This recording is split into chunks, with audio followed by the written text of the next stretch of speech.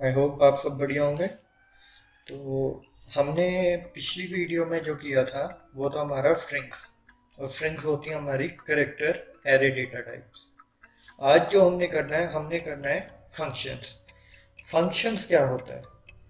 Functions जो है वो एक ब्लॉक ऑफ स्टेटमेंट होती हैं किसी एक पर्टिकुलर टास्क को परफॉर्म करने के लिए।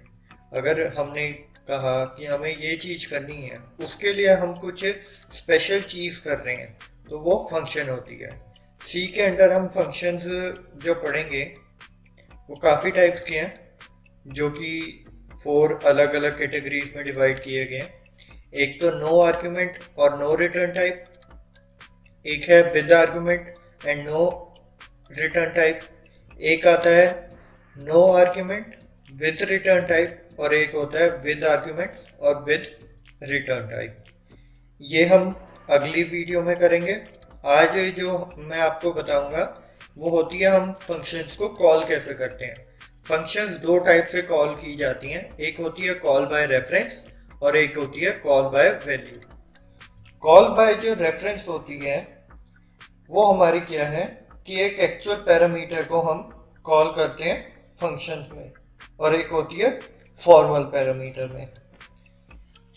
तो सबसे पहले हम ये समझते हैं कि फंक्शंस होते क्या हैं, और उसके बाद हम ये समझते हैं फंक्शंस को हम डिफाइन वगैरह कैसे करते हैं। तो जैसे मैंने आपको समझाया, फंक्शंस जो होते हैं हमारे, वो एक ब्लॉक ऑफ स्टेटमेंट होते हैं एक पर्टिकुलर टास्क को परफॉर्म करने के लिए। आगे हम क्या करते हैं, हम फंक्शंस को 3 डिफरेंट कैटेगरीज में डिवाइड करके उन्हें लिखते हैं। जो कि होता है, सबसे पहले हम उसे डिफाइन करते हैं कि फंक्शन हमने डिफाइन किया। उसके बाद क्या होता है, जब हम डिफाइन कर रहे होते हैं वो दो तरीके से होते हैं, एक एक्चुअल पैरामीटर से, एक फॉर्मल पैरामीटर से। वही आगे चल के हम फिर उनको कॉल करते हैं। तो पहले तो हमने डिफाइन किया उसे, उसके बाद जो फंक्शन होती है उसको हम करते हैं डिक्लेयर। हमने उसके अंदर डाटा लिखना शुरू किया कि वो क्या चीज परफॉर्म करेगा। फंक्शन को हम खुद भी बना सकते हैं, यूजर डिफाइंड भी हो सकते हैं, और फंक्शन जो होते हैं वो पहले से डिफाइंड भी होते हैं, जो कि हमारे इनबिल्ट होते हैं, जैसे हेडर फाइल के अंदर वाले। प्रिंट एफ हो गया, मेन हो गया, स्कैन एफ हो गया, ये पहले से ही डिफाइंड है। उसके बाद लास्ट में हम फंक्शन को करते हैं कॉल। कॉलिंग दो टाइप से होती है, एक रेफरेंस से और एक वैल्यू से। आज हम दोनों को करेंगे कि कॉल कैसे करते हैं। तो सबसे पहले मैं आपको चीजें समझाऊंगा, उसके बाद हम उस पर जाएंगे। सबसे पहले हम करेंगे कॉल बाय रेफरेंस कैसे करते हैं। तो सबसे पहले हम इंक्लूड करा देंगे, फिर से इंक्लूड stdio डॉट एच को। फिर आगे हम क्या करेंगे, रेफरेंस को हम कॉल करेंगे। सबसे पहले मैं आपको इनके बारे में समझा भी देता हूँ, कॉल बाय रेफरेंस और call by value. Call by value का मतलब होता है हम डायरेक्ट उसको कॉल कर रहे हैं फंक्शन को, बट कॉल बाय रेफरेंस में हम इनडायरेक्टली कॉल करते हैं। इनडायरेक्टली का मतलब ये होता है कि हम उसमें एक वेरिएबल को एड्रेस दे देते हैं, वो उस एड्रेस में से वैल्यू को पिक करता है। बट जो हमारी कॉल बाय वैल्यू होती है वो डायरेक्ट उस वैल्यू को पिक करती है। तो पहले हम करेंगे कॉल बाय वैल्यू वाला, जिसमें हम वैल्यू को कॉल करेंगे डायरेक्ट। जैसे कि अब हम स्टार्ट करते हैं, मैंने ये किया। अब हम एक और उसको ऐड करेंगे, include conio dot H. conio dot H जो होती है वो हम पुराने वाले C++ के जो कंपाइलर थे, जैसे हमारा टर्बो, उसमें यूज करते थे। बट ये हेल्पफुल रहता है, इसलिए हम इसे ऐड करा रहे हैं इसके अंदर। अब इसके अलावा मैं क्या करूंगा, मैं एक इंटीजर ले लेता हूँ। सॉरी, इंटीजर यहाँ पर नहीं आएगा, हम यहाँ पर एक खाली लेंगे जिसको हम कहते हैं void। void का मतलब होता है ब्लैंक। void में हम फंक्शन लेंगे कि खाली एक फंक्शन है, मैंने फंक्शन का नाम रखा स्वैप।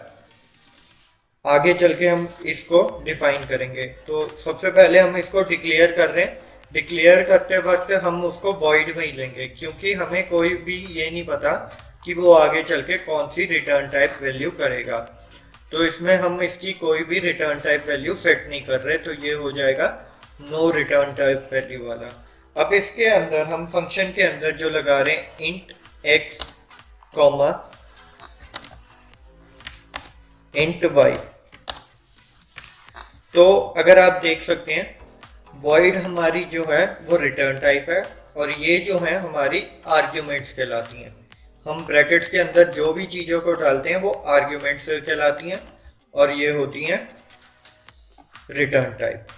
तो जैसा आप देख रहे हैं यहाँ पर कोई रिटर्न टाइप नहीं है, हमने इंट नहीं लिया, कैर नहीं लिया, फ्लोट नहीं लिया, डबल नहीं लिया, कुछ नहीं लिया, हमने वॉइड दिया। वॉइड का मतलब ब्लैंक। तो ये हो गई नो रिटर्न टाइप, और ये हो गई आर्ग्यूमेंट। तो ये हमारा बनता है no return type with arguments. हमने उसका बनाना है। मैं आपको अभी जस्ट उसके कंसेप्ट समझा रहा हूं, कल हम उसके ऊपर पूरा फोकस के साथ करेंगे। हमने आगे शुरू किया फंक्शन को। अब फंक्शन को स्टार्ट करने के बाद हम जो लेंगे वैल्यू वो है इंट टी। टी को हम नॉर्मली वैसे ले रहे हैं। उसके अलावा हम क्या करेंगे, हम टी को x के बराबर मान लेंगे।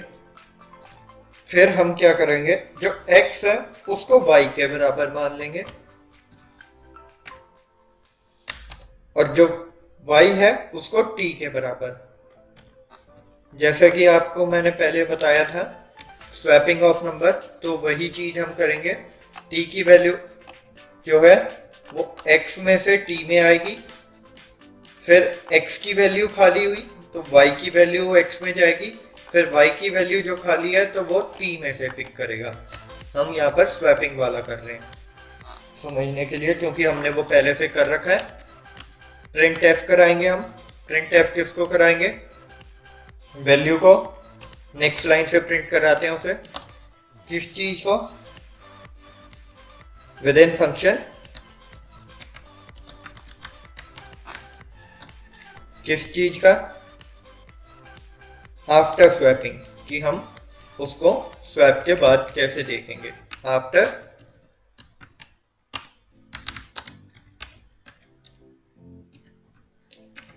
स्वैपिंग। तो हमने ये चीज लिख ली। अब हम x की वैल्यू यहां पर स्वैप कराएंगे, तो हम यहां पर x भी लिख देंगे। उसके बाद x की वैल्यू भी तो प्रिंट करानी होगी, तो वो हम कैसे कराएंगे, इक्वल्स टू रख के %d को हमने %d रख दिया यहाँ पर। %d के बाद हम दे देंगे टैब की स्पेस, जो कि एक अलग से स्पेस बीच में क्रिएट कर देगा, ताकि दूसरी वैल्यू और इसमें थोड़ी स्पेस बन जाए। और उसके अलावा फिर हम y की वैल्यू को कराएंगे, तो y इक्वल्स टू किसके, %d के ही, तो हम %d रख लेंगे यहाँ पर।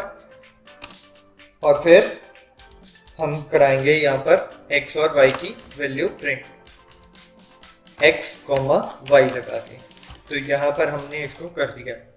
जैसा मैंने आपको पहले बताया था, हम कोई भी ब्रैकेट्स वाली चीजें यूज करते हैं तो हम उसके बाद टर्मिनेटर नहीं लगाते, हम कर्ली ब्रैकेट्स लगाते हैं। और फंक्शंस के बाद हम कभी भी टर्मिनेटर नहीं लगाते, क्योंकि हमें उसे पूरा डिफाइन करना होता है।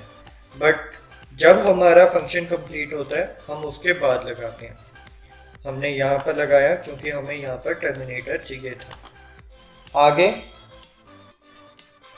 लाइन खत्म हो गई हमारी। यहाँ पर हमने उसको डिक्लेयर कर दिया फंक्शन को, उसके बाद हमने उसे डिफाइन कर दिया। अब हम उसके करेंगे कॉलिंग। कॉलिंग जो होती है वो हमारे मेन फंक्शन के अंदर होती है, तो हम इंट मेन लिखेंगे। फंक्शंस की कॉलिंग और जो होती है वो इसी टाइप से जानी जाती है कि ये जो हमारा मेन फंक्शन होता है वो हमेशा उसके बाद आता है। इसके बाद कि हमारा फंक्शन यहाँ पर डिक्लेयर भी हो चुका है और डिफाइन भी हो चुका है, अब जाके मेन फंक्शन की कॉलिंग होगी। तो हम यहाँ पर करेंगे क्या, हम यहाँ पर लेंगे int x comma y terminator. ठीक है, अब आगे क्या होगा, हम इसके बाद यहाँ पर लिखेंगे प्रिंट एफ किसकी कि दो वैल्यू एंटर करा दो। तो हम प्रिंट एफ करेंगे एंटर टू वैल्यूज। जो हम टू वैल्यूज एंटर कराएंगे वो हमारी जाएंगी एक्स और वाई के अंदर। हम यहाँ पर अब टर्मिनेटर लगा के मैंने एफ लगाना रह गया, प्रिंट एफ लगाया। अब हम स्कैन एफ कराएंगे उसे, स्कैन फंक्शन। तो स्कैन एफ में हमने %d यूज किया पहले उसके लिए और फिर %d यूज किया दूसरे उसके लिए। दूसरी बात, कभी भी ये कैपिटल नहीं होने चाहिए क्योंकि ये अलग ही मीनिंग बन जाता है सी के अंदर। केस सेंसिटिव होती है हमारी सी, इसलिए वो चीज हमें पहले से ही देखनी पड़ती है। एक्स और वाई में हमने स्कैन कराई वैल्यूज, टर्मिनेटर लगा दिया। आगे हम जो प्रिंट कराएंगे वो कराएंगे हम कि फंक्शन जो है उसके बाद क्या करेगा। तो वो बिफोर कॉलिंग की हम दिखाएंगे यहाँ पर, बिफोर कॉलिंग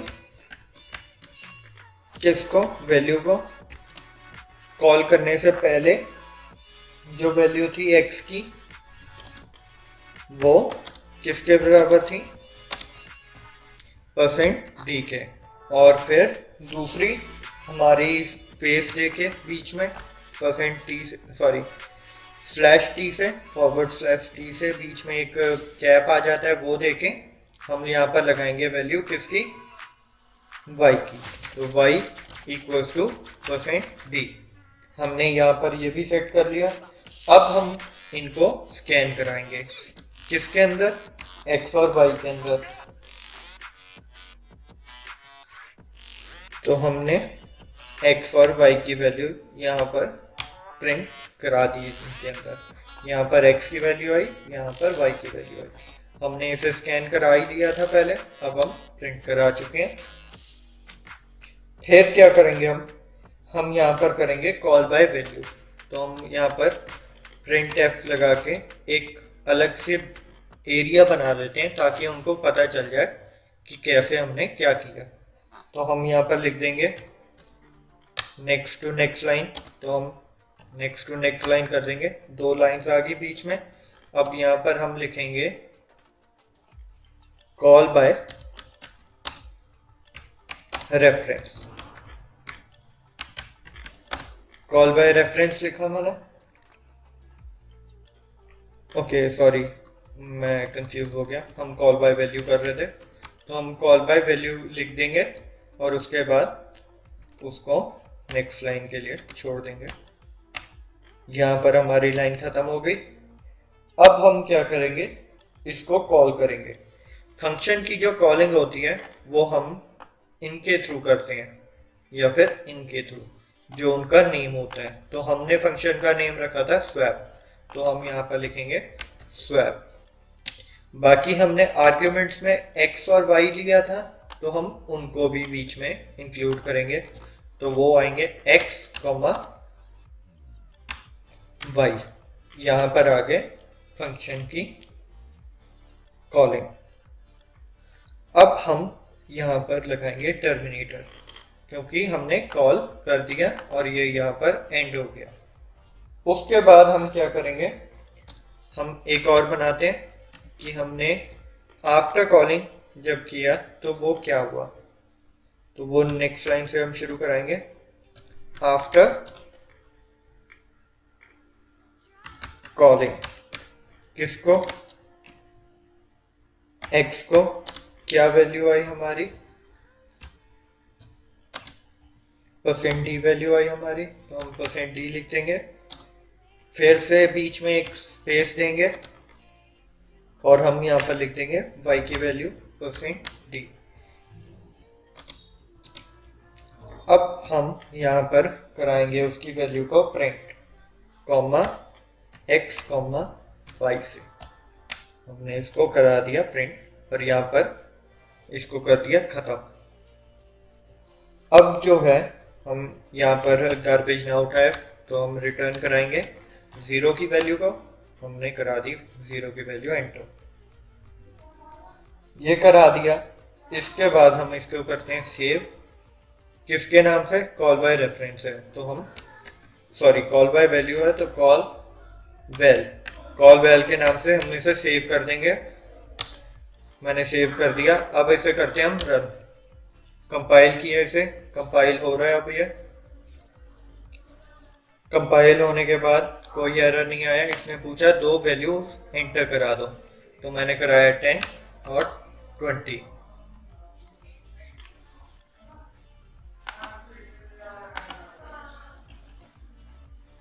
ओके, जब हमने देखा कि बीच में एक एरर आ रहा था, तो एरर हम देखते हैं कहाँ पर है।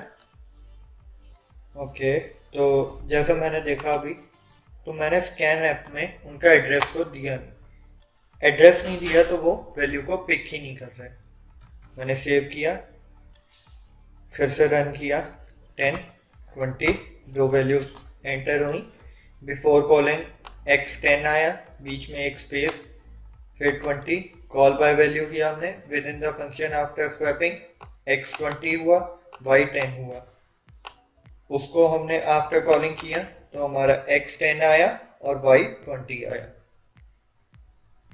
तो ये हमारा हो गया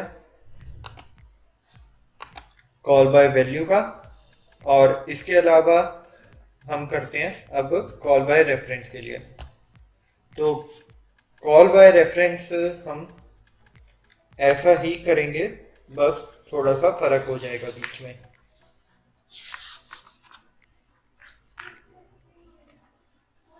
मैं इसको पूरे को कॉपी कर रहा हूँ ताकि ज़्यादा लंबी ना हो जाए वीडियो। न्यू किया, मैंने यहाँ पर पेस्ट किया। सब कुछ वैसा ही होएगा, बस फर्क कहाँ पर आएगा कॉल बाय रेफरेंस में, इनके आगे पॉइंटर्स लग जाएंगे। पॉइंटर्स होते हैं एस्टरिस्क के साइन। ये उनकी वैल्यू को स्टोर करते हैं एक दूसरे ही वेरिएबल में। तो हम यहाँ पर लगा देंगे पॉइंटर्स। पॉइंटर्स में आपको आगे समझाऊंगा। उसके बाद जो वैल्यू स्टोर होंगी वो भी पॉइंटर्स में ही स्टोर होगी। ये रेफरेंस हो जाता है इनका कि ये किसी और में है और इसमें सेव हो रही है। आगे जो हम करेंगे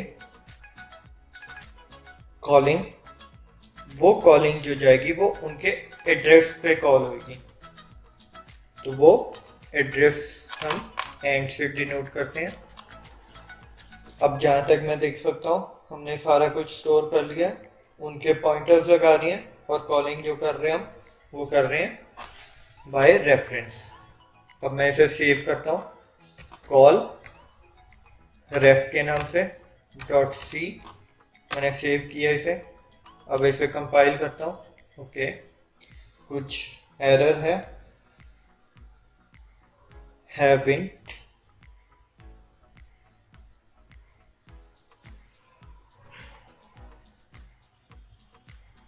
स्वैप में इंटीजर वैल्यू। ओके सॉरी, इन में भी हमें उनकी वैल्यूज को लेना पड़ेगा पॉइंटर्स में। मैं देखना भूल गया था। हमने यहाँ पर किया invalid type argument of unit int में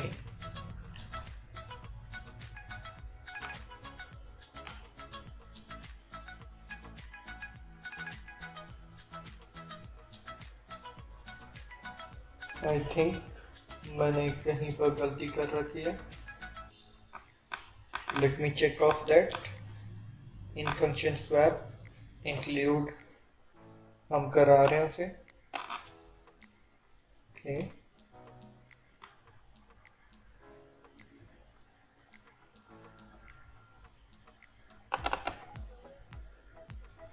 ओके सॉरी, यहाँ पर आएगा एंड।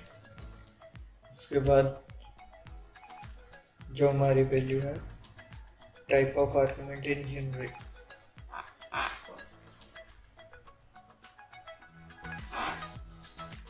स्वेफ्ट में मेमोरी की वैल्यू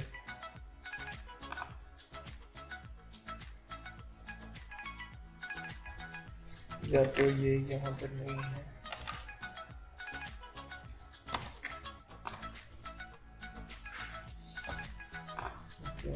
हमने यहाँ पर वैल्यू कराई, हमने कराई 10, 20, कॉल बाय वैल्यू थी, यहाँ पर कॉल बाय रेफरेंस है, तो ये call by before call, okay, call by reference.